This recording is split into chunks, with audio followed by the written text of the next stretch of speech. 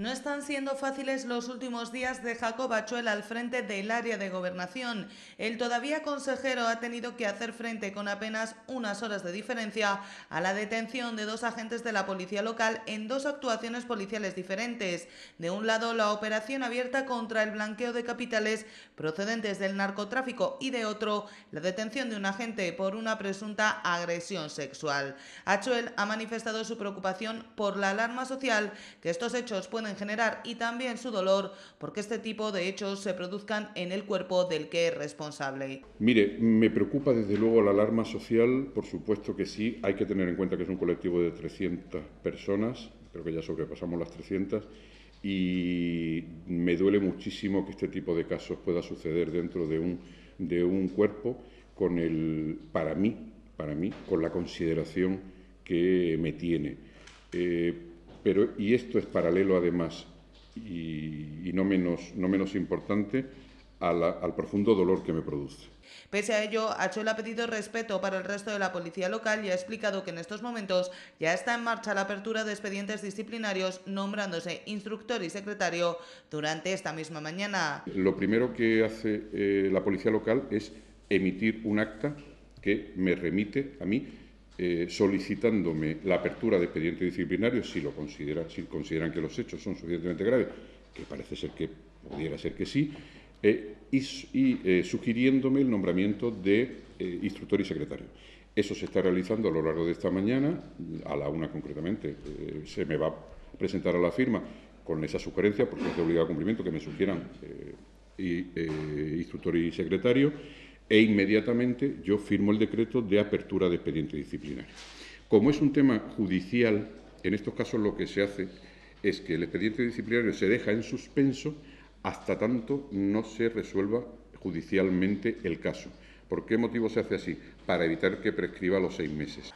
Ambos agentes se encuentran apartados del servicio y será decisión del superintendente o del instructor del expediente su suspensión. No están suspendidos, están apartados del servicio.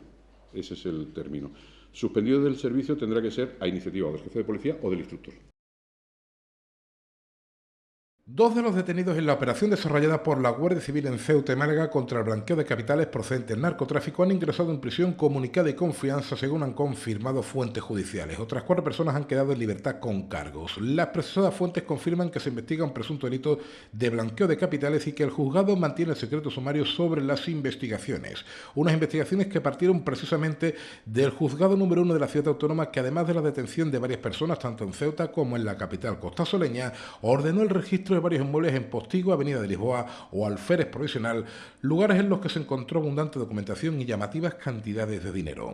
A pesar del secreto sumario, sí empiezan a conocerse algunos datos. Prácticamente todos los detenidos, tanto en una ciudad como en otra, son originarios de Ceuta y con vínculos familiares entre sí. De hecho, una de las personas que ha ingresado en prisión es una agente de la policía local y la otra, una de las detenidas en Málaga. Asimismo, no se descarta que se puedan producir más detenciones o registros a lo largo de las próximas horas, puesto que el operativo continúa abierto. Por otra parte, y siguiendo en crónica judicial, el conductor que invadió el carril contrario y provocó un accidente el pasado sábado por la tarde en Alfao ha quedado en libertad con cargos tras prestar declaración en el Palacio de Justicia. El juzgado número 6 de la ciudad ha decretado a mediodía de este viernes el archivo de la causa abierta contra un agente de la policía local por un presunto caso de agresión sexual. El agente era detenido en la madrugada del 30 de mayo después de ser acusado por una mujer que aseguraba haber sido forzada para mantener relaciones sexuales. Sin embargo, este viernes la juez del caso ha señalado que no resulta debidamente justificada la perpetración del delito por el que se procede, por lo que decreta el sobreseimiento y archivo de las actuaciones. Esta detención generaba una honda preocupación en la ciudadanía por sumarse además a la de otra agente del cuerpo en otra actuación por un presunto delito de blanqueo de capitales procedentes del narcotráfico. El portavoz del gobierno anunciaba a principios de esta semana que ambos agentes se encontraban apartados del servicio, pero ayer mismo confirmaba que hasta el momento no se habían abierto ninguno de los dos expedientes. Lo cierto es que la situación de este agente ahora cambia al determinar el juzgado el sobreseimiento y archivo de las acusaciones. Eso sí, deja abierta la puerta a que se tomen las acciones civiles que se consideren oportunas.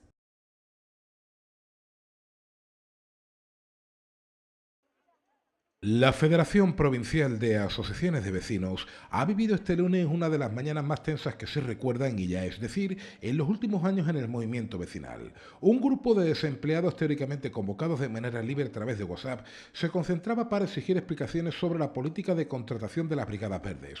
Todo tras que la semana pasada se contratase a una persona que no había pasado por una supuesta bolsa que según la Federación nunca ha existido y según los convocantes existe prácticamente desde la noche de los tiempos. En cualquier caso, desde la Federación se aclara que esta bolsa de trabajo sí va a existir en próximos días, dado que el organismo federativo va a celebrar una asamblea precisamente para aprobar este extremo, tal y como anunciaba Ali Hamido, miembro de la Junta Directiva. Hamido señalaba que Francisco García Segado no ha enchufado a nadie ni a ningún familiar ni ha llegado, explicando que el proceso selectivo hasta la bolsa que se creará en próximas horas consistía en entregar un currículum y mantener una entrevista con responsables tanto de la Federación como del Comité de Empresa. Pues la verdad, aquí entraba, o venían, daban su currículo y luego se metía. Había también miembros del comité que estaban presentes cuando entraba alguna persona y algo más que te puedo... Hamido ha señalado que buena parte de lo ocurrido viene de la anterior etapa y ha confirmado lo ya adelantado por Ceuta Televisión la semana pasada. La Federación sigue recopilando datos para denunciar a quien fuera su presidente, Juan Moreno. No opinaban así algunos de los concentrados. Verónica, por ejemplo, hablaba a las claras de enchufismo y denuncias falsas, señalando además que tanto ella misma como otras personas que querían acudir a la concentración han recibido amenazas en las últimas horas. Los 120.000 euros, yo no hablo de los 400.000, hace nada 120.000 euros, que supuestamente el presidente quiso hacer algo con el alcalde o el presidente de la ciudad y el presidente lo que le ha dado es voto de no digas nada y dediquémonos a tapar la basura que tenemos en el medio. El otro que ha hecho, aprovecho y meto al yerno, ¿sí? Los botes de pintura, que a mí me han reconocido y lo tengo ayer reconocido por gente que trabaja aquí, botes de pintura, que aquí se utiliza de que se paga la Brigada Verde y se están utilizando los del estadio de Murube. Pues ya está, y yo soy una de las que ayer me han amenazado, pero me da exactamente igual. ¿Qué tipo de amenaza? Amenazas de que no sabes de que vives en Ceuta, ¿verdad? Y la gente que se dedica en Ceuta a lo que se dedica. Así que ándate con pies de plomo. Otra mujer que se presentó como la esposa de un presidente vecinal cuyos hijos están en paro ha sido algo más explícita en este asunto, denunciando además un supuesto pacto de silencio. Han entrado casi todos los presidentes y los que no son presidentes. Y ahora están entrando los hijos. Y cuando vayamos a hablar ya estarán los nietos. Entonces, oportunidad de trabajo en Ceuta para jóvenes no hay. Oportunidad de trabajo hay, pero claro, si se dan dinero bajo la mesa, que yo no puedo decir, supuestamente, pero está más claro que el agua. Yo si llega a tener 3.000 o 4.000 o 5.000 euros, mi hijo estaría trabajando. Los convocados han contado con el apoyo de Unidas Podemos, cuya representante en el acto, Nabila Soliman, se lamentaba de la situación vivida. Solicitamos que estas adjudicaciones de empleo sean ponderadas bajo unos parámetros sociales, o sea, equitativos y de justicia social, sobre todo dándole prioridad a las personas que realmente lo necesiten. Por cierto que no fueron los únicos responsables políticos en dejarse ver por ahí. En la Federación se vio a algunos de los que serán diputados en un par de semanas, los socialistas Manuel Hernández y Juan Gutiérrez, o Carlos Verdejo y Francisco José Ruiz de Vox. La tensión llegó a ser tal que se personaron varios agentes de la policía local para evitar males mayores. El portavoz del Gobierno se ha referido a preguntas de los periodistas a la concentración que se ha producido frente a la sede de la Federación de Asociaciones de Vecinos. Achuel ha señalado que todos los colectivos tienen derecho a manifestarse y ha explicado que está en el ánimo del Gobierno solucionar y reparar lo que no funcione bien. Desde luego, bueno, todos los colectivos tienen derecho a manifestarse y a mostrar su protesta si algo consideran que no funciona bien. Desde luego, en el ánimo de este Gobierno, y estoy seguro que en el ánimo del que nos suceda, pues estará siempre solucionar y reparar lo que no haya funcionado suficientemente bien. Respecto a las acusaciones de enchufismo, el portavoz ha negado que haya sido una práctica del Gobierno y ha emplazado a las personas que han denunciado el mismo a que acudan al lugar indicado, en clara referencia a los juzgados. Enchufismo en este Gobierno, desde luego que no. Eso no significa que ellos no tengan sospechas, quizás, pero esas sospechas hay que materializarlas en una denuncia, y en una denuncia por conducto reglamentario en tiempo y forma. Simplemente generar que este Gobierno es un Gobierno de enchufismo y tal, ya le digo que niego, eso sí que lo niego. Ahora, si tienen algún dato, que lo manifiesten en el lugar indicado y se investigará. Pero, desde luego, tengo que negar el tema del enchufismo genérico como tal. Lo niego. Respuesta muy similar a la que ha dado a las acusaciones de desaparición de 400.000 euros a manos de la anterior Junta Directiva de la Federación Provincial de Asociaciones de Vecinos, subrayando que las cifras son suficientemente importantes y entendiendo que eso llevará consigo una investigación y si hay fraude caerá la ley con todo su peso. Las cifras de las que me está hablando, que las desconozco, son suficientemente importantes, aunque fueran menores también serían importantes. Pero en cualquier caso estamos hablando de cifras muy importantes. Eso desde luego llevará consigo una investigación y si realmente termina concretándose que ha habido un fraude a la hacienda pública, y desde luego la ley caerá con todo su peso. Pero yo ruego que ese tipo de manifestaciones se lleven a donde se tienen que llevar con las pruebas que se tengan.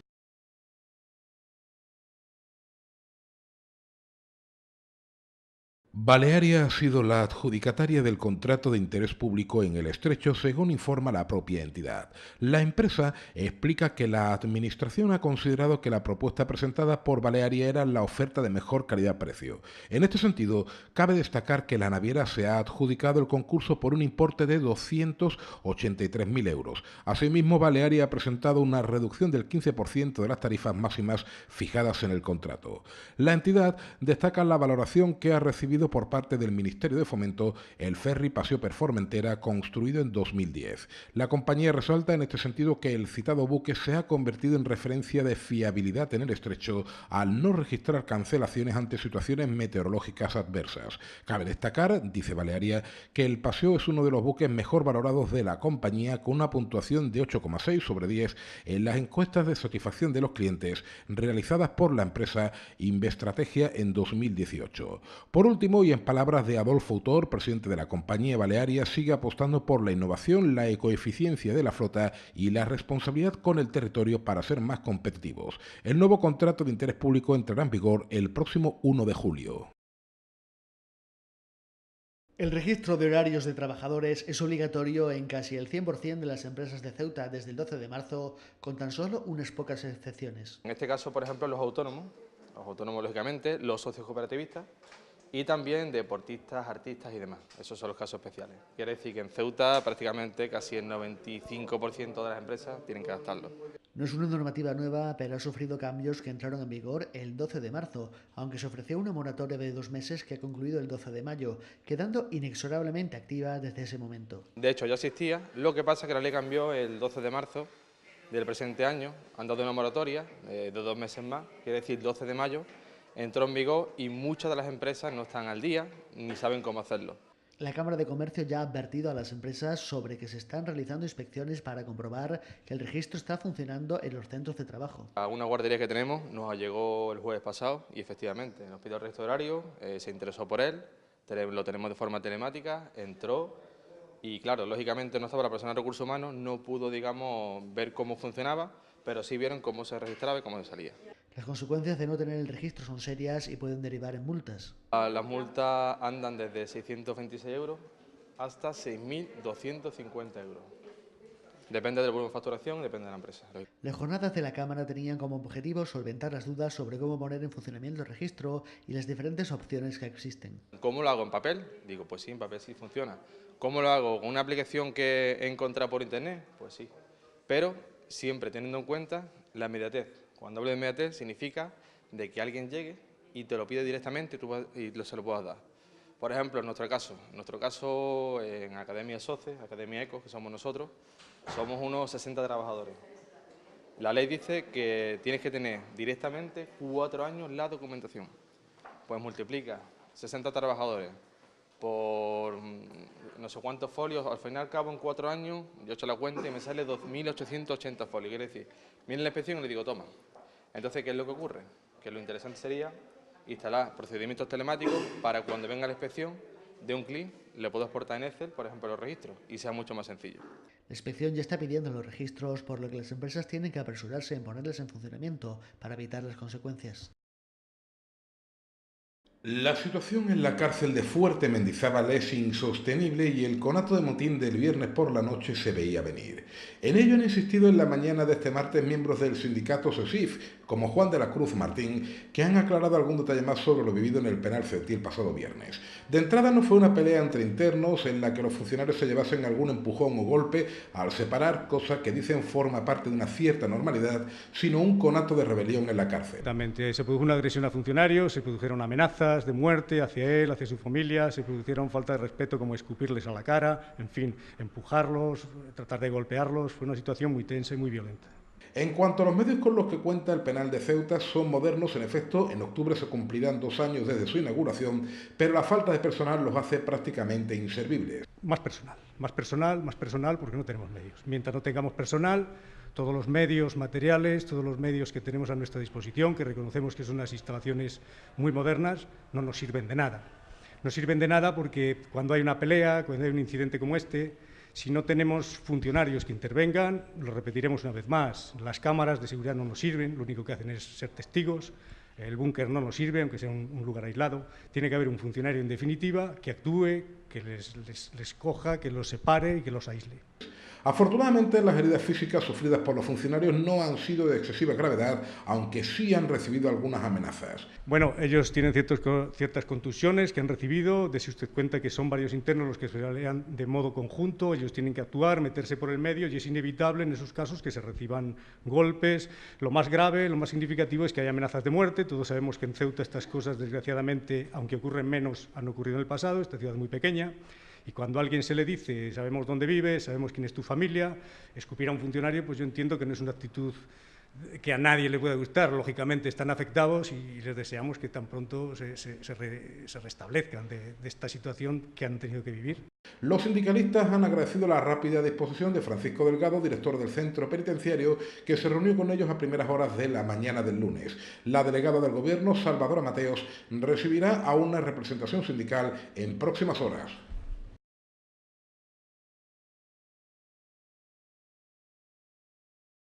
Más de 4.600 personas han despedido este miércoles el mes sagrado del Ramadán con un rezo multitudinario que se ha desarrollado tal y como es habitual en la explanada de Loma Margarita preparada para la ocasión.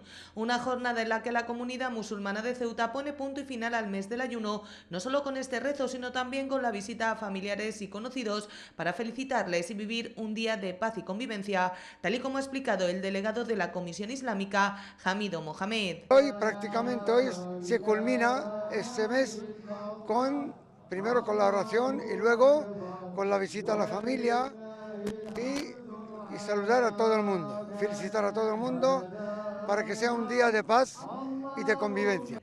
En el mes de Ramadán, ha explicado, todos los musulmanes han tenido la oportunidad de acercarse de una manera más directa a Dios, renunciando, ha explicado, a algo bueno por algo mejor. Hamido Mohamed ha insistido en que se trata del mes del perdón y de la súplica. Bueno, tenemos que valorar que hoy se cierra el mes del ayuno, que es un mes en el que todos los musulmanes han tenido la posibilidad de acercarse de una manera más directa a Dios, porque el Islam contempla el ayuno como el mes en el que todo el mundo renuncia a algo bueno por algo mejor.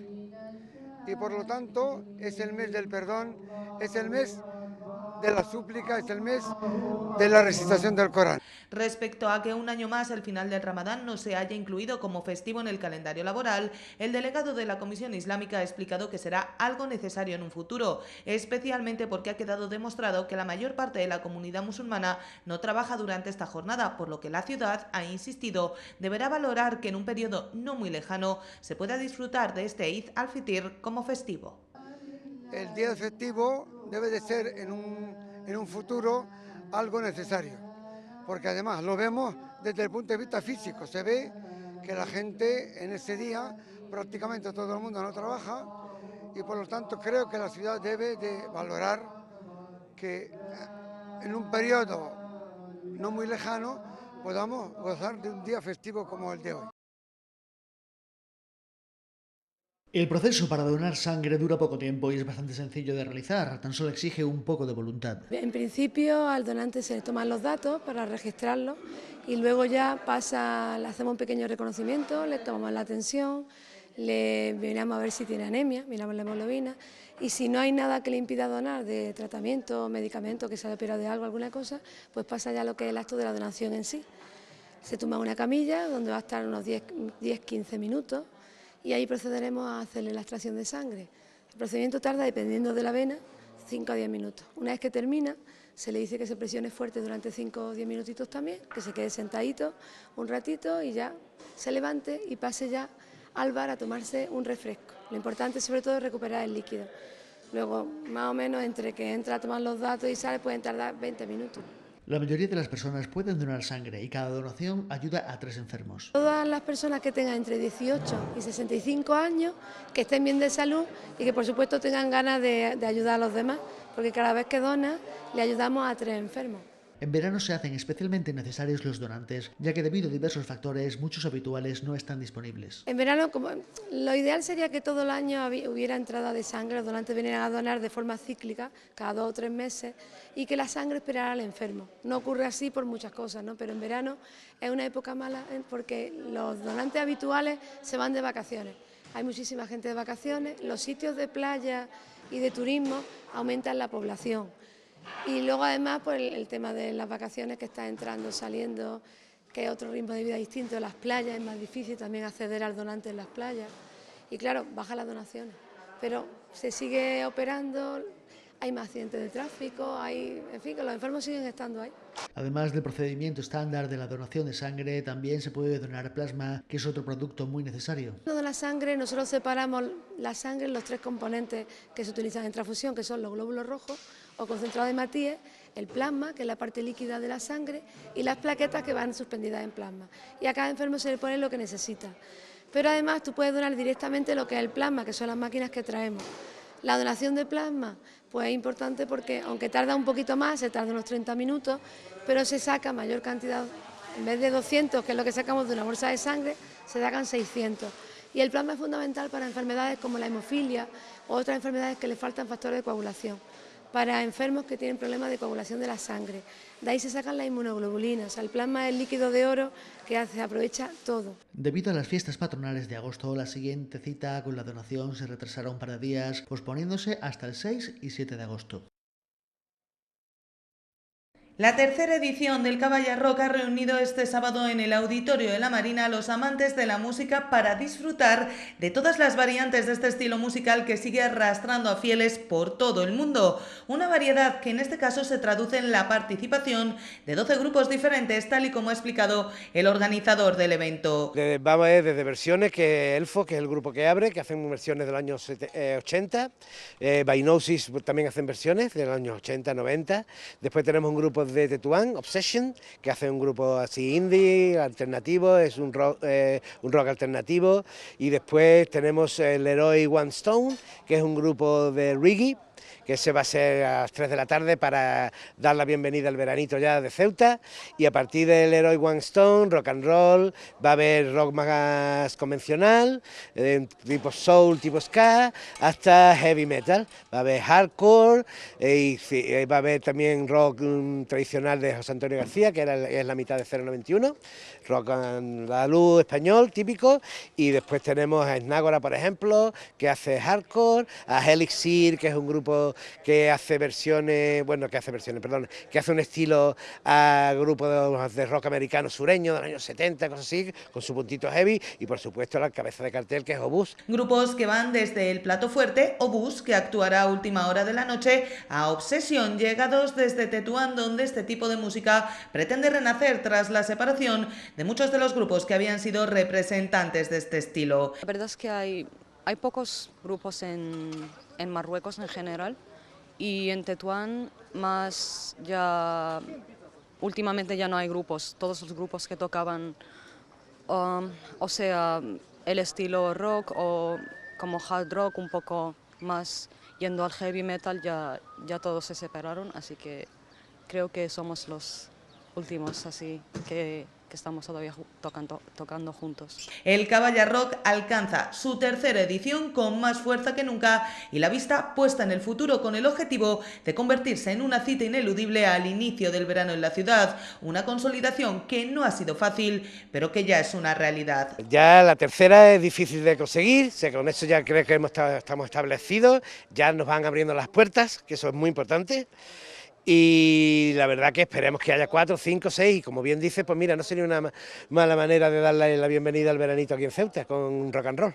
Para los despistados y los que quieran animarse a disfrutar de un buen rato de música y cerveza bien fría, ideal para el calor que nos acompaña este sábado, las puertas del Auditorio de la Marina permanecerán abiertas hasta las 12 de esta noche, cuando Obús cerrará con toda su fuerza una jornada preparada para rock and rollear.